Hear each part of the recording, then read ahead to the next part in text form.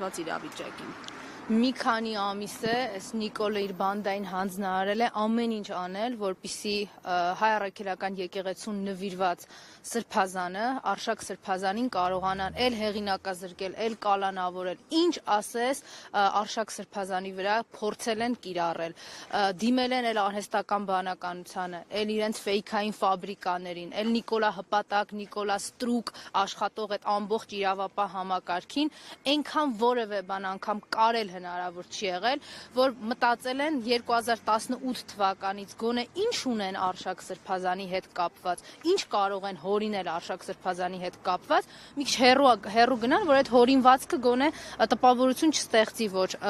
ընդհանրապես իրականության հետ կապ չունի։ Եվ գտել են ինչ-որ մի բան, որը կարելի է կարկատել ու բերել Մասիս Մելքոնյանին, որը ընդհանրապես չի էլ կարդա այդ միջնորդությունը, չի էլ կարդա իրեն մակագրած կալանքի հիմքերի առկայությունը կամ դրանց բացակայությունը, կտեսնի, որ Նիկոլի բանդայից է այս հրահանգը եկել եւ այդ բանդայի, որպես նաեւ այդ բանդայի հրահանգները կատարող այդ իրավիճակին ուղղակի լուծում կտա եւ անիմաստ ենք համարում այլևս դրա որպես դատական ակտի մասին, դրա մասին խոսելը։ Նիկոլի, մենք պիտի արդեն շատ վաղուց հասկացած լինեինք, որ Նիկոլի դեմ այլևս չպիտի տեսնենք, թե ովքեր են, որովհետև ինքը ապացուցել է, ցանկացածի նկատմամբ կարող է քրեական գործ սարքել, իր համար չկան կարելիներ եւ անկարելիներ, քրեական օրենսգիրքը Հայաստանի Հանրապետությունում շատ վաղուց չի գործում, դրան փոխարինելու է եկել Նիկոլի SMS-ները, այդ օրը իր հավասարակշռված կամ ավելի ճիշտ անհավասարակշռված վիճակում տրված հրահանգները իր ցանկությունները։ Նիկոլը շատ ակնհայտորեն ցույց է տալիս, որ Արշակ սրբազանը այն եպիսկոպոսներից է, որը թույլ չի տալիս հայ առաքելական եկեղեցու քայքայումը, ենթակայությունը Թուրքին։ Բայց թուրքերն էլ իրենց ստրուկին հրամայել են շատ կոնկրետ գործողություններ իրականացնել հայ առաքելական եկեղեցու դեմ։ Ասել են, որ այդ եկեղեցին, այդ կառույցը որպես հայապահպան, ընդլայնված եւ մեծ հեղինակություն ունեցող հայկական միավոր պիտի գոյություն չունենա ու իրանք չեն հասկանում այս ձգձգումների ինչումն է եւ շտապեցնելով Նիկոլին փորձում են մինչեւ տարեվերջ նաեւ իրենց մոտ պտիչկա դնել են հանգամանքը, որ այլևս հայ առաքելական եկեղեցին թուրքական ենթակայության, ադրբեջանական ենթակայության տակ է։ Եկեք չմոռանանք, որ այս ամեն ինչը սկսվել է հերթական ադրբեջանական պահանջ որպես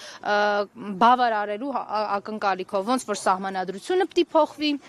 ոնց որ ԵԱՀԿ Մինսկի խումբը պիտի չլներ Արցախահայերի իրավունքների պաշտպանության համար, ոնց որ պիտի Արցախ գոյություն չունենար, ոնց որ պետք է Հայաստանի տարածքային ամբողջականությանը գա փոխարինելու Ադրբեջանին հանձնվող տարածքները եւ գյուղերը, տենց էլ հայ առաքելական եկեղեցու չլինելն է։ Տիկի Մկրտչյան, նայեք, ես նորից վերաձևակերպեմ հարցս։ Ինչ անել, որ Փաշինյանը, այսպես սրբազան առ սրբազան վերջը չտա, այսպես մայրաթորի, եթե պնդում եք, որ թիրախավորված է հենց եկեղեցին եւ ընդդիմությունը արդյոք անում է այդ քայլերը,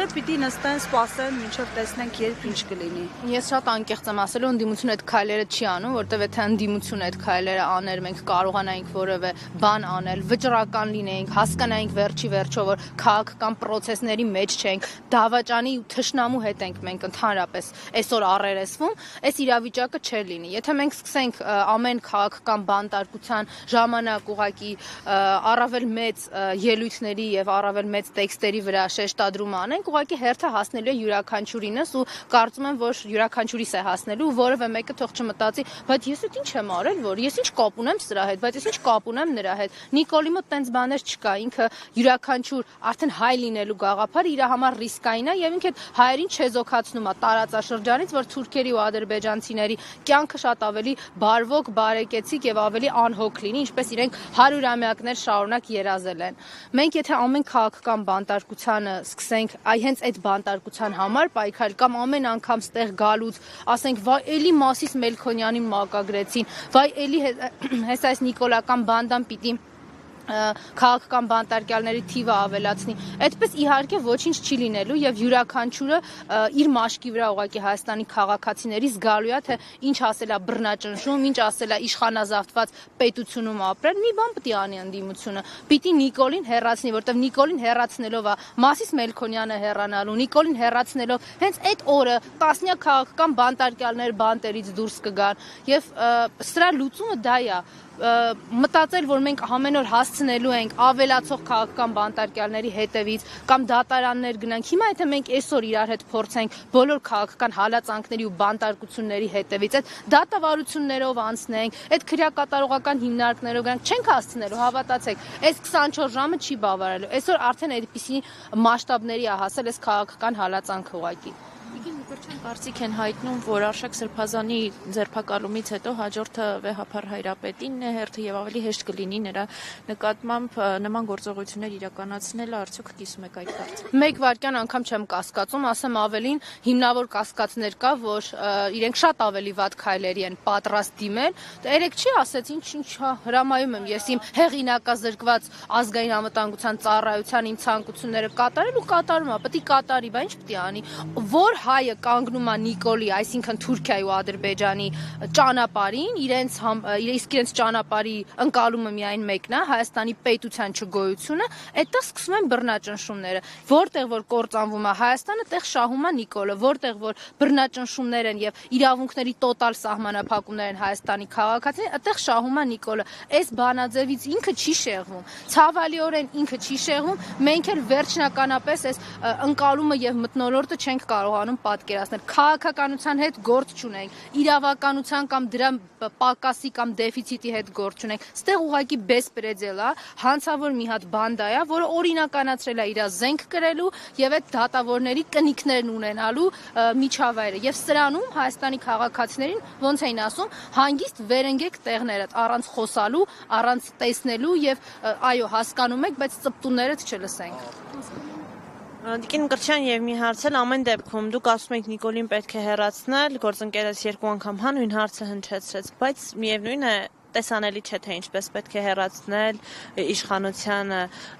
քանի որ մենք ականատես ենք եղել 2020 թվականից բազմաթիվ ցույցերի, անգամ իմպիչմենթի գործընթացը կարծես թե ինչ որ կերպ հնարավոր եղավ, հա, անդիմության բոլոր ստորագրությունները ձեռք բերել։ Ամեն դեպքում Փաշինյանը շատ ամուր է իր աթոռին կարճած ու այնպեսի տպավորություն է, որ 2026-ն էլ իրեն է ասում է ջախջախելու եմ, այսինքն իրեն հեռացնելու այդ մեխանիզմը չկա ըստ էության։ Իրեն հեռացնելու մեխանիզմները կա, իսկ այն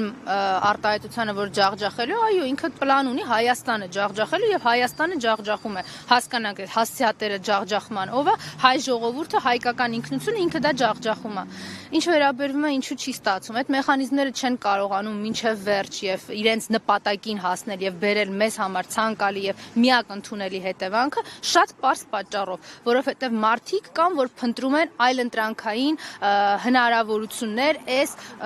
անտանելի մթնոլորտում գոյատևելու։ Ես որ ասում եի քաղաքականության հետ գործ չունենք, իրավականության հետ գործ չունենք, ես դա նկատի ունեի։ Իրան չի կարելի դիտարկել որպես քաղաքական հակառակորդ, որովհետև ինքը քաղաքական հակառակորդության մեջ չկա։ Իսկ անվստահության գործընթացի մասին շատ կարճ ասեմ, մենք այդ գործընթացը շարունակելու ենք, փորձելով յուրաքանչյուրիս հնարավորություն տալ ապրել առանց Նիկոլ Հայաստանում։